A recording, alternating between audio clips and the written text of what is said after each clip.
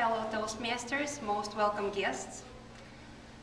When I was going through the mental snapshots of my life, trying to decide what would be worth of sharing in 6 minutes or less, I remembered one very windy, frightfully freezing, dark February night, back in 1985.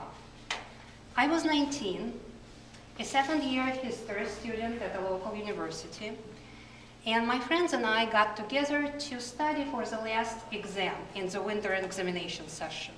However, as it often happens, instead of studying, we were talking.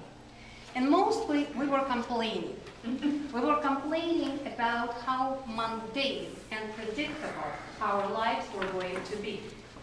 We'll graduate from our school, we'll defend our dissertations, we'll be assigned to nice and cozy workplaces at archives, museums, and universities, and we'll be publishing or perishing quietly ever after until retirement.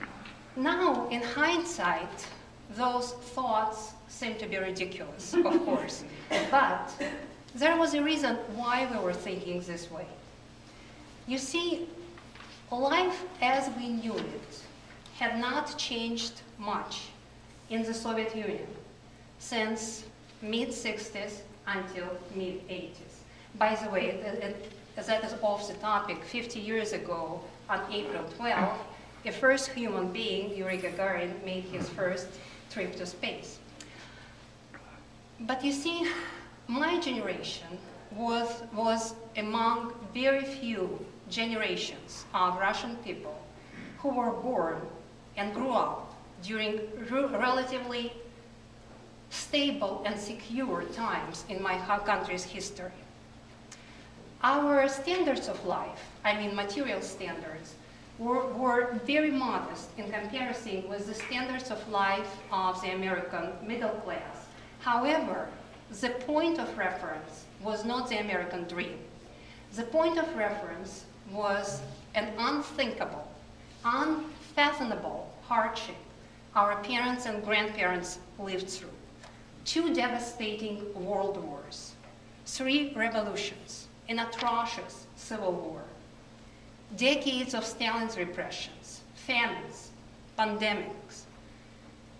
Those generations rebuilt our country twice from below ground zero in the course of 1 century and provided secure and comfortable life to my generation. Don't take me wrong, there was plenty of absurdity in the Soviet life. Suffice to say that by the age of 10, I was aware of the meaning of such words as Kafkaesque, surreal, and irrational. Obviously, my parents and teachers used those words quite often. On the other hand, until 1990s, I had not seen a single hungry person, or a single homeless person, or anyone who would think twice if they needed to see a doctor or purchase medications. Healthcare was free, universal, and of pretty decent quality. Higher education was not only free, but good students were paid pretty handsome stipends.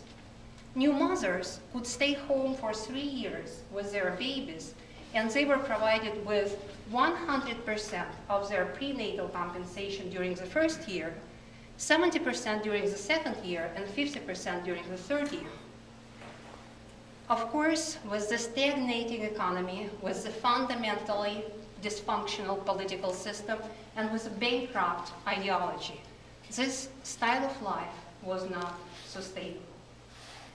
And if now I could talk back to this girl who back in 1985 was fearing of having a boring life, I would have told her, listen, don't you worry.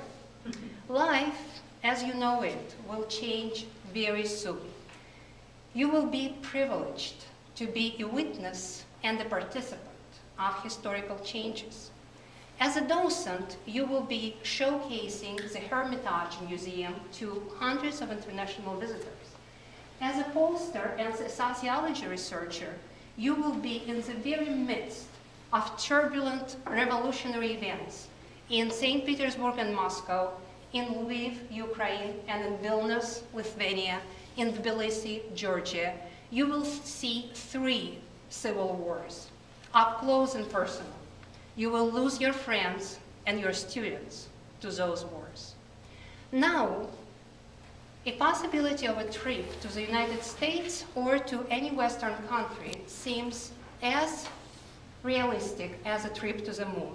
However, you will go back to school, and the school will be in the United States, and you will meet your husband there, and you will fall in an amazing profession of language interpretation, which gives you insights in so many industries and into lives of so many people, and you will enjoy it so much that you will have to pinch yourself to make sure that it is for real. So don't you worry. The life is a box of chocolates. Just don't be afraid to open it. And that is all I have to say about that.